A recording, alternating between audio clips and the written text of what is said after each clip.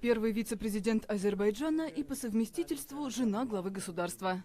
О назначении супруги Ильхама Алиева Мехрибан на недавно созданную должность, фактически вторую в государстве, стало известно во вторник. Президент представил ее членам Совета Безопасности.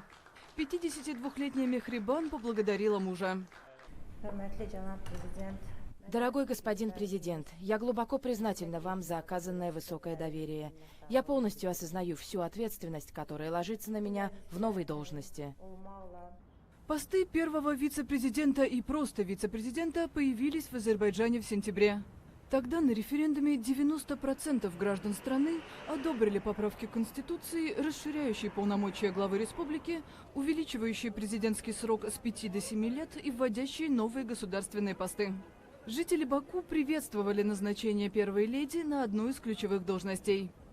Мы ее вообще обожаем, мы ее вообще, когда она выходит, любуемся с ней, потому что она до того отличается от всех.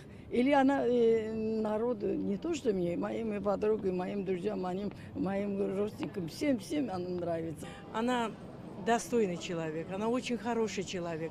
И вы знаете, я даже рада, у нас даже будет больше, еще лучше будем.